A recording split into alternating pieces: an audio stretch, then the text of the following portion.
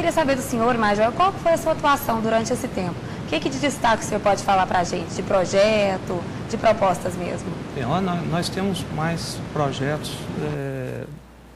relativos às condições de trabalho e de condições em geral dos militares. Nós temos alguns projetos, nós tivemos êxito, nós aprovamos um projeto que visa, e aliás interessa para a sociedade também. O militar, ele se aposenta com 30 anos de serviço, mas nós aprovamos um projeto importante que é a ida compulsória para a reserva ao completar os 30 anos.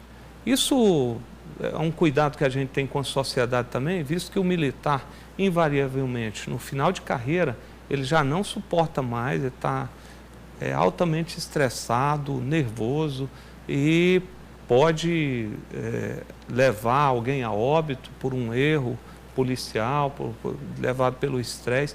Quer dizer, uma medida importante para a sociedade e para os militares também. Visto também que os militares, eles chegavam aos 30 anos de serviço e não iam para a reserva, não desocupavam a vaga, prejudicavam a carreira dos demais, uma série de transtornos. Então era um anseio em geral e nós aprovamos essa medida. Nós aprovamos recentemente os 25 anos da policial feminina, uma injustiça que era cometida com as militares femininas. Todas as demais carreiras do segmento público ou privado, as mulheres se aposentam antes, nós não tínhamos esse benefício. A maioria dos estados esse benefício já alcançou as militares femininas e nós aprovamos aqui.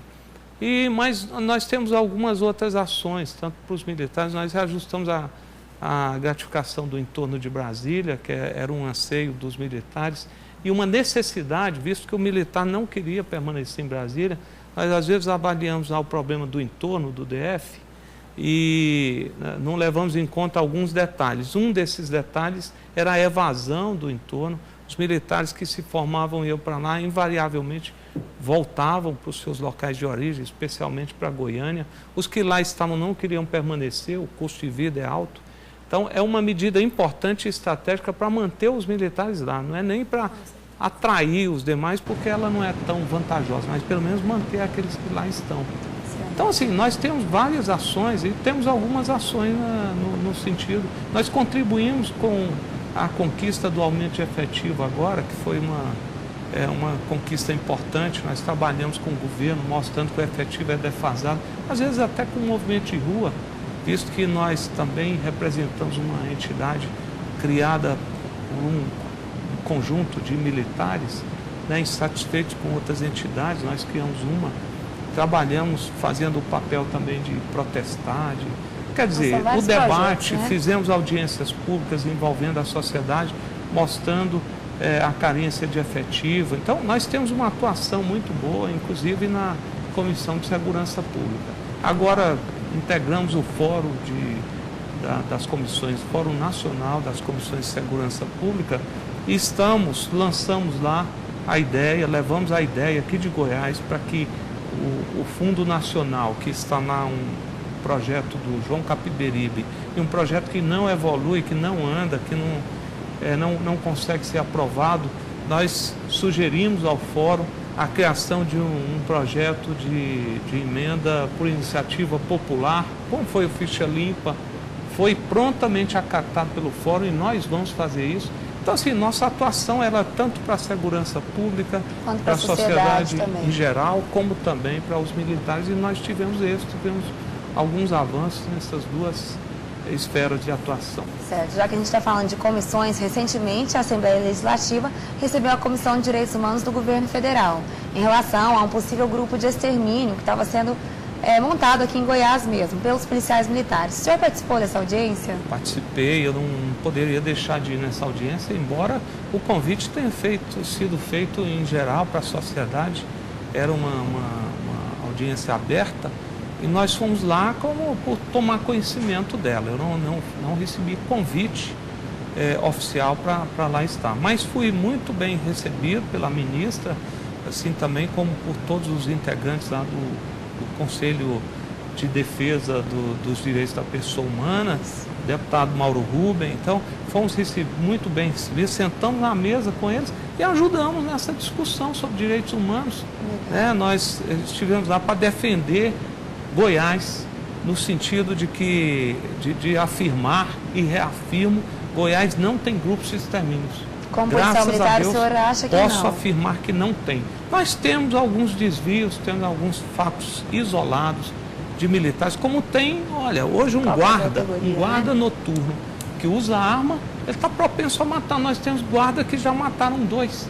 Guarda noturno, eles são menos penalizados do que os militares.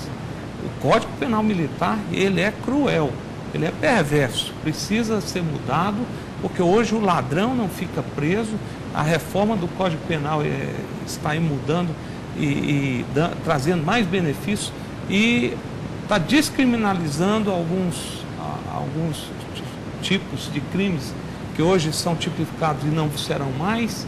Quer dizer, e o militar continua. O militar, por exemplo, um desacato, ele responde com prisão. O civil, um desacato, ele responde um TCO e vai livre. Então, assim, o Código Penal é perverso e nós somos lá para discutir isso. Mas aqui em Goiás eu posso afirmar, não tem grupo de extermínio, temos sim desvios de condutas que precisam ser contidos. Acho que a PM faz isso muito bem, porque é a única instituição que até denúncia anônima ela apura. Eu já fiz sindicâncias onde não havia vítima, não havia autor, não havia nada. Havia uma ligação anônima de um telefone orelhão público lá na estação Padre Pelágio, 2 horas da manhã. Eu não tinha nem testemunha para mim chegar e dizer quem foi que ligou desse telefone. E eu tive que fazer uma sindicância desse fato. Então a PM ela apura rigorosamente todas as denúncias e pune. Então eu não acredito aqui em grupo de extermínio até que me provem o contrário. E essa operação Sexto Mandamento, por exemplo, não ficou comprovada aqui a existência de grupo de extermínio.